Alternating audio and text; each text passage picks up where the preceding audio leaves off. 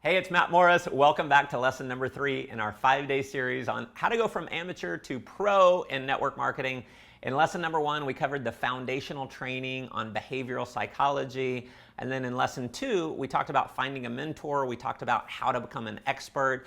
And in today's lesson, we're going to talk about the mindset and the psychology of your prospects and what actually triggers them to take action. So we talked a bit about making sure your mindset and your belief system are where they need to be. But even when you get that right, to truly become a master in network marketing, you have to understand the psychological triggers for your prospects. So the vast majority of network marketers, they actually have no clue as to what really moves people to action. So they just shove their company's breakthrough products, their revolutionary compensation plans, and they tell their prospects how their opportunity is the greatest thing since sliced bread. Now, please hear me on this. Your prospects do not care, and they are way smarter than the hype. At least the ones that you want in your organization. They're smarter than most of the bullshit that average network marketers try to ram down their throat. So as the late Stephen Covey says in 7 Habits of Highly Effective People, you want to seek first to understand and then to be understood. So as we covered earlier in principle number 1 on beliefs, see, people do things. They take action because of feelings. They take action because of motivation. So to effectively sign up prospects, you want to understand how motivation is created in the first place, because what's motivating for you may not be what's motivating for the people that you're prospecting. So I want to give you what I consider to be the core of how motivation is created. So let's talk about motivation.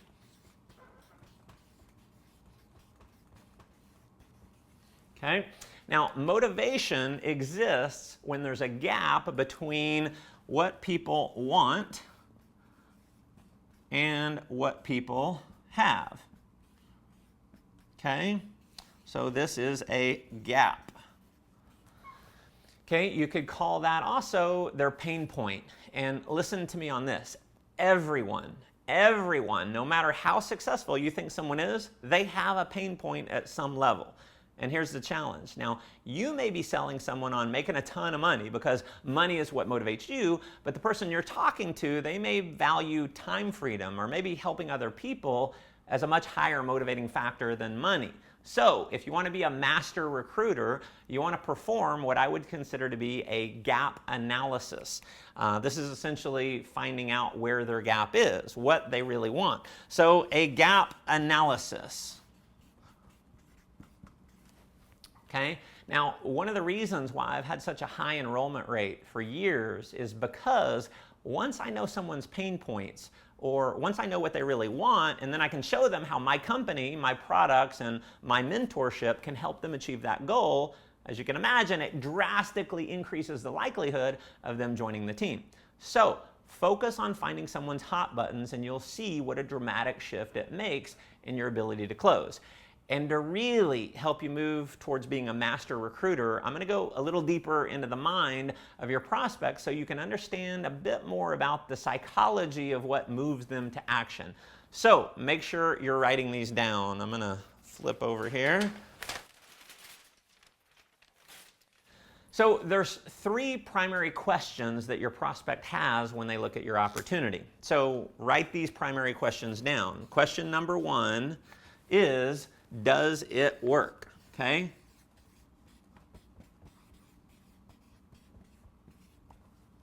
Okay?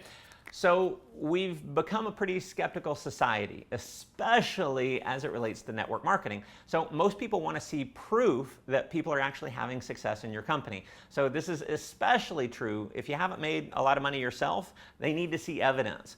So this is why most infomercials, as an example, they spend more than 1/3 of the infomercial with other people who've actually had success with the product that they're selling. So what you want to do is make sure you're armed with stories from other people in your company who have actually had a lot of success. And the more you have in your memory, the better. So personally, I have about 10 different stories that I use with my company, depending on what it is that someone does for a living. So if I have someone who, for instance, maybe they're a medical profession, or maybe someone who tells me they don't have a lot of time. Well, immediately in my mind, it just triggers it. I tell the story of my buddy David, who was a chiropractor. He was working 60 hours a week. He was making a lot of money, but he was totally time broke. So what he did, he put in about 2 hours a night after work, and within 10 months, he hit the top rank in our company, which is an average of over $500,000 a year in income. See, David knew that if he didn't carve out a few extra hours a week to create some passive income, he'd be stuck working for the rest of his life. David's now been able to sell his chiropractic clinic, he's gotten married, he has a baby, and he's been able to travel to over 20 countries around the world, all because he carved out a few hours a week to devote to his financial future. So another example, if I have someone who's a blue-collar worker, or they tell me they don't have the money, then I immediately, it triggers in my mind, I tell the story about my buddy Michael. So Michael was an unemployed construction worker. He didn't have the money either, so he used his unemployment check to get started, and 3 years later, he hit the top rank in our company. He's now able to travel all around the world. He moved from the hood in New York City to a big mansion in Florida right near the beach. See, because of this question, it's also important to let them know how well your company is doing. So your presentation, it should mention the size of your company, any accolades, anything that establishes credibility so they see that it's not some fly-by-night operation. So essentially proof that the company is good and there's a lot of people having success. Now this allows them to believe that they can achieve success. At least it's one of the factors. So question 1 is important, but it is nowhere near as important as the primary question number 2. So primary question number 2 is, can I do it? Can I do it?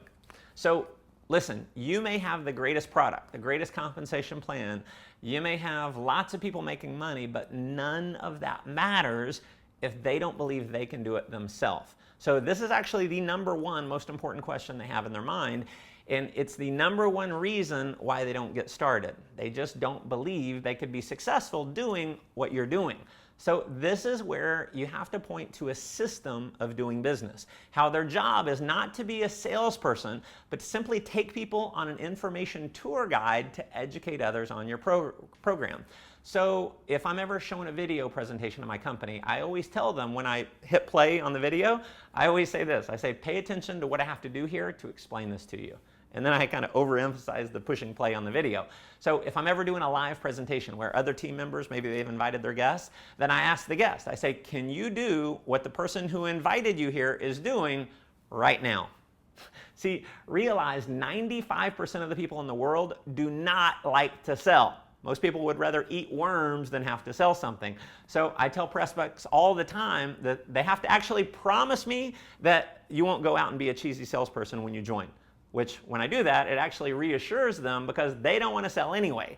See, if they try and go out and explain it by themselves without following a system or without using sales tools, then the people they show it to are not likely to enroll because they think they have to go sell. So, if you have people on the fence, realize what's holding them back. It's not the lack of time or money. It's never lack of time or money. It's always, always a lack of belief. So one thing I've done countless times to get people off the fence is, just being able to look at them in the eyes and tell them, John, you can do this. The simple fact of you telling someone that you believe in them, in many cases, that's going to get them to believe in themselves, and that's going to get them off the fence. Now, the third primary question that people have, so number 3 is, will you help me? Will you help me? A lot of people have done network marketing before and they never got proper support. So you need to let them know that you're going to be there for them. Also, for the people who've never done network marketing before, this is totally new for them. They're going to have a lot of uncertainty, and honestly, it's pretty scary for a lot of people because of a lot of the preconceived ideas that most people have about network marketing.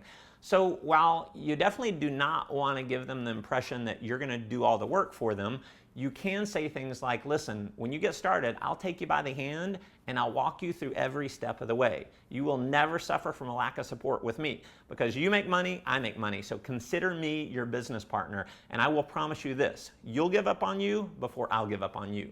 So that script, I mean, if you want to watch this video over and over, memorize that script. You can make a lot of money with that. Now, by understanding that these are the 3 main questions that prospects have, does it work? Can I do it? Will you help me? And then when you combine that with finding out your prospect's why for doing the business, those two concepts alone should easily more than double your closing percentages. Now, of course, sponsoring someone in your business means nothing unless you actually get them into action immediately. So once you enroll someone, there's a whole different level of psychology that comes into play to actually get them out taking action that most network marketers are actually completely clueless on. So we don't have time to go through that in detail in this series, but if you ever want to know how to create a frenzy of activity from your new members, you can definitely check out Millionaire School, where I show you my exact strategies that have actually led to hundreds of thousands of representatives on the team. So now you are well on your way to becoming a professional. And until this point, the next training lesson, it wouldn't even matter. But now that you're actually getting your beliefs aligned with becoming a pro, you're modeling a proven mentor, you understand the psychology of your prospects, you need to know the top secrets of how professional leaders in network marketing close their prospects. So listen, leaders don't get to the top of the mountain by falling there. There's a reason professionals reach the level of success they do. And in the next video, I'm going to teach you a few of the top strategies on how to close with power, with confidence, and with certainty like a pro. I'll see you tomorrow.